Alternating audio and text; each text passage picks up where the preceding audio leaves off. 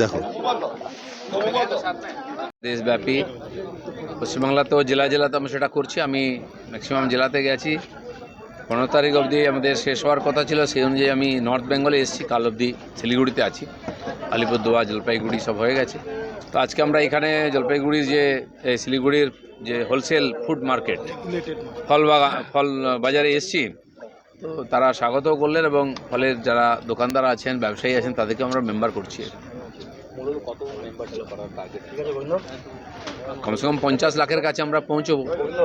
গতবারে অনেক বেশি হয়েছিল, কেবল মিস কল দিলে হতো। এবারে পুরো বায়োডাটা নিতে হচ্ছে, সেটা আপলোড করতে হচ্ছে, সেজন্য সময়ও লাগছে, একটু গতি কম আছে, কিন্তু সব কর্মীরা লেগেছেন, এগোচ্ছি আমরা টার্গেটের দিকে। এই বছর মানে এবার তো মেম্বারশিপের অনেকটা কম, মানে আপনাদের যে টার্গেট ছিল সেই না, অনেকে মিস কল দিয়েছেন। মিস কলটা ধরলে তো বেশি হয়ে যাবে, সেটাকে আমরা মানছি না যতক্ষণ না পুরো বায়োডাটা আসছে। তো তাদেরকে আমরা পুরো বায়োডাটা করেছি। গতবারে অনেকটা কাগজেও ফর্ম ফিল আপ ছিল, সেটা বন্ধ করা হয়েছে, সবই অনলাইন করতে হবে ইন্টারনেটের মাধ্যমে। তো সেই জন্য একটু সময় লাগছে।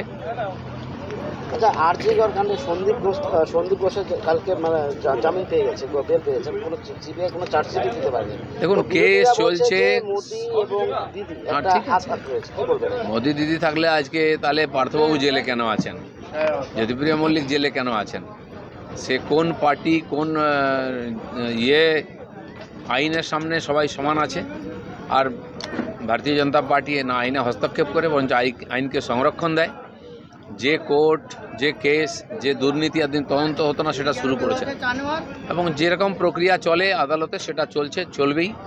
এটা ঠিকই যে আমার যেটা মনে হয়েছে ব্যক্তিগতভাবে, সিবিআই নিয়ে অনেকে ক্ষুব্ধ, কিন্তু পশ্চিমবাংলার আইন শৃঙ্খলা পরিস্থিতি এত খারাপ, পুলিশ প্রশাসন এত নিকম্মা, সেটা একটা সাধারণ ঘটনা ঘটলেও সিবিআই তদন্ত করাতে হচ্ছে মানুষের মনোবল বাড়াবার জন্য। তো সিবিআই ইডির উপরে এত চাপ, পশ্চিমবাংলা পুলিশের চেয়েও বেশি কেস ওদের কাছে। তো তাদের তো সারা দেশের কাজ করতে হয়, তাদের কাছে এত জনসংখ্যাও নেই, তাই অনেক কেসকে তারা সময়ে শর্ট আউট করতে পারছে না, তদন্ত করতে পারছে না, সেই জন্য দেরি হচ্ছে। এবং এই ধরনের কিছু ঘটনা ঘটছে যেগুলো জামিন হয়ে যাচ্ছে ইত্যাদি, উপযুক্ত তথ্য ইত্যাদি না আনার জন্য সময়ের মধ্যে কোর্ট তার কাজ করছে। বর্তমানে যে বাংলাদেশের পরিস্থিতি, এক এক রকম বক্তব্য শোনা যাচ্ছে বাংলাদেশে। তখন বলছে 4 দিনের মধ্যে কলকাতা দখল করবে। বাংলাদেশ বলে একটা দেশ আছে, পৃথিবীতে কতজন জানে দুনিয়ার? আজ ভারত বলে দেশ আছে, এটা সবাই জানে এবং টের পাচ্ছে। চীন আমেরিকাকে ধাক্কা মারছি আমরা। সেখানে যারা আমাদের দয়ায় দাক্ষিণ্যে বেঁচে আছে উচ্ছিষ্ট খেয়ে, তারা ভারতকে চমকাবে। আপনি রাস্তায় হাঁটলে অনেক নেড়ি কুকুর ঘেউ ঘেউ করে, কেউ ফিরেও তাকায় না। আজকে যারা ওরা নেড়ি কুকুরের মধ্যে চেঁচাচ্ছে, ওখানে আমাদের এঁঠো খেয়ে বেঁচে আছে, এটা মনে রাখতে হবে বাংলাদেশকে। এখান থেকে জল না গেলে শুকিয়ে যাবে। চাল, ডাল, তেল, নুন, ওষুধপত্র, সার থেকে আরম্ভ করে সামান্য জিনিস পর্যন্ত ওখানে চলে যায়। ট্রিটমেন্ট করার জন্য এখানে আসে ওরা।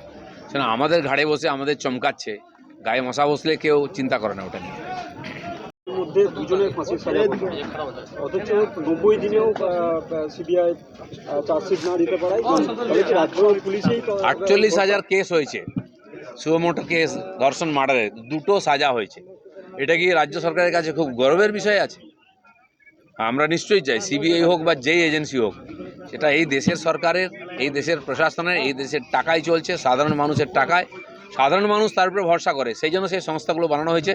তারা যেন সাধারণ মানুষকে ন্যায় দেয় এবং এই ধরনের জঘন্য অপরাধের সমাধান করে, সাজা দেয়। এটা মানুষ চাইবে, না হলে হতাশা আসে। আমরাও সেদিকে তাকিয়ে আছি, কিন্তু ভরসা আছে সিবিআই করবে। অনেক বড় বড় দেশের প্রধানমন্ত্রী, মুখ্যমন্ত্রী, দেশের স্বরাষ্ট্রমন্ত্রীকে পর্যন্ত যেতে হয়েছে সিবিআই ইডির জন্য। অনেক বড় বড় দেশবিরোধী চক্রান্ত মামলা এনআইর জন্য সমাধান হয়েছে বা সাজা পেয়েছে বা তদন্ত চলছে। এরাই করবে, কিন্তু আজকে বেশিরভাগ জায়গায় রাজ্য সরকার যে কাজটা করছে না, অপরাধীদের সাজা দিচ্ছে না, সুরক্ষা দিচ্ছে, তার জন্য সিবিআই ইডিকে সেই কাজ করতে হচ্ছে, যেটা ওদের কাজ নয়। সেই জন্য তাদের কাজের চাপের জন্য তাদের রেজাল্ট, পারফরমেন্সটা কম মনে হচ্ছে, কিন্তু এছাড়া কোনো রাস্তা নেই। রাজ্য সরকারের কি সাফল্য মনে করছেন দুটো পরপর? আমি তো বললাম 48,000-এর মধ্যে যে 2টো আসে, এটাকে সাফল্য বলবেন কি? এটাকে ব্যতিক্রম বলি আমরা। চলুন।